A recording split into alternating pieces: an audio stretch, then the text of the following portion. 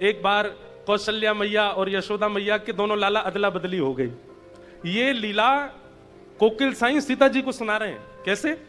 बोले एक बार नित्य साकेत धाम में कौशल्या मैया के मन में आई कि मैं नंद रानी यशोदा से मिलने जाऊं, और यशोदा मैया के मन में आई कि मैं कौशल्या से मिलने जाऊं।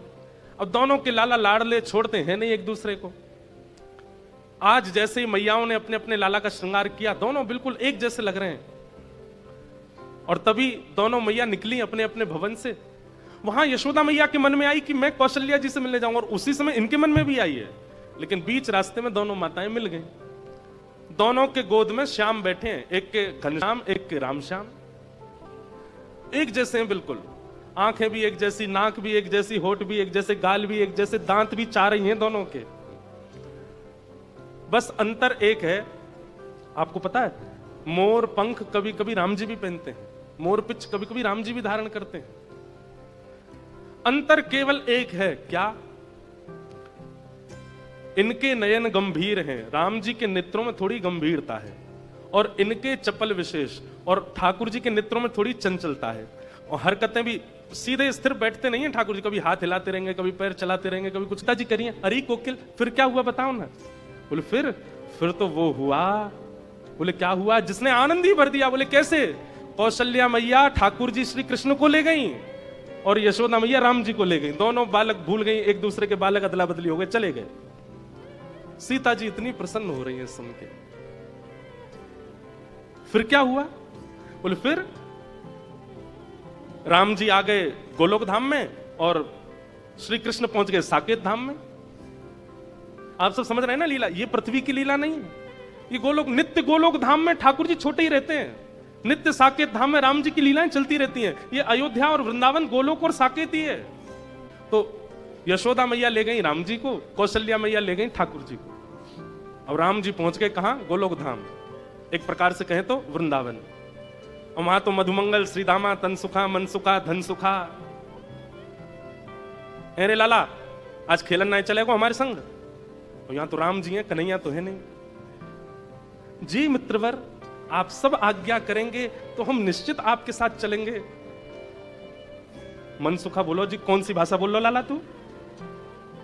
ये शुद्ध हिंदी भाषा है। कौन सी भाषा लाला? ये कहां से सीखे आयो तू? मैया तेरो लाला बीमार है गो। मैया जी कहा बोल लो, हमें समझ में ही ना आया रही। और वहां साकेत पहुंच गए ठाकुर जी, और वहां राम जी के मित्र आए हैं सब।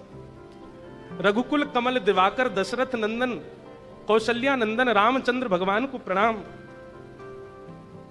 ठाकुर जी बोले मधुमंगल कहा बोल लो इतकुआ मेरे पास? ये कहा इतना लंबा चौड़ा नाम कैसे बोल लो है?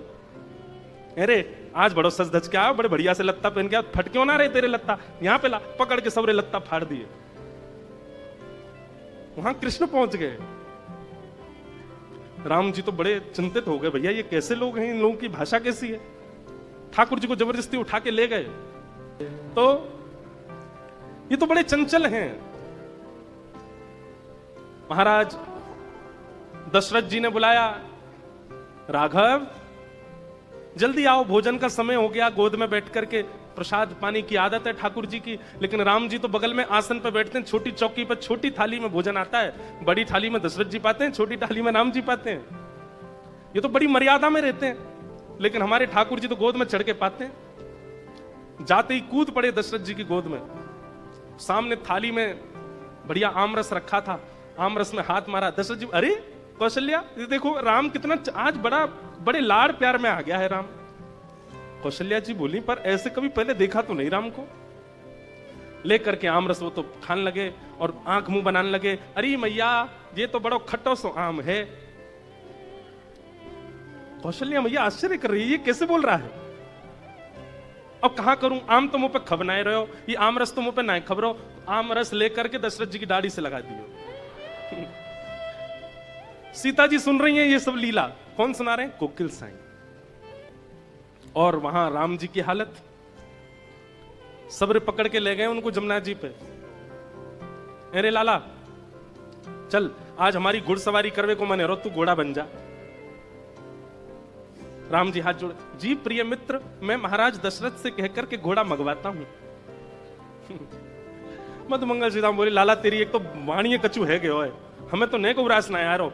अरे कहा करो, कहां तक घोड़ा मंगवा, तू ही बन जा घोड़ा। राम जी को ही घोड़ा बना दिया, मधुमंगल सीता सब बैठ गए ऊपर, ठाकुर जी की 2 चोटी बना दी, बोले ये हमारी लगाम है, चल घोड़ा टुक टुक चल। राम जी रोने लगे, हे मां कौशल्या आप कहां हो, ये मैं कहां आ गया हूं। ऐसी स्थिति बन गई। अंत तो गत्वा यशोदा मैया ने सोची, मेरो लाला ऐसो सीधो साधो कैसे है गयो। और वहां कौशल्या मैया सोच रही है, हमारा लाला इतना इतना उद्यमी कैसे हो गया। और जैसे ही दोनों के नेत्रों में गंभीरता से देखा, वहां कौशल्या मैया को, अरे ये तो यशोदा जी का लाला है। और यशोदा मैया को पता चली, अरे ये तो कौशल्या जी को लाला, गलती से आ गए घर पे।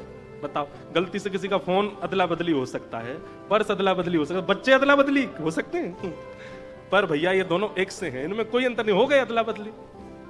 दोनों मैया लालाओं को लेकर के गई, बीच मार्ग में दोनों मिल गई। कौशल्या मैया बोली, अरे बहन देखो तुम्हारो लाला मेरे संग चलो गयो। बोले हाँ आपको भी मेरे संग, लो पकड़ो अपने बंदर को, इतना ऊधम मचावे, पूरी साकेत में ऊधम करके आयो है। यशोदा मैया भी बोली, तुम भी पकड़ो अपने माटी के मठोना है, कछ करे ही ना है, हंसे ना बोले ना, बैठो रे चुपचाप। अब ये लीला सुनकर के सीता जी का कम से कम मास भर का 1 महीने का विरह दूर हो गया। सीता जी इतनी प्रसन्न है। अब ये लीला त्रेता की नहीं है, इस कलिकाल में एक महापुरुष हुए जो नित्य अपनी मानसी में जाते हैं और सीता जी का विरह दूर करके, उनसे सुना नहीं गया, सहा नहीं गया कि सीता जी को विरह कैसे हो सकता है।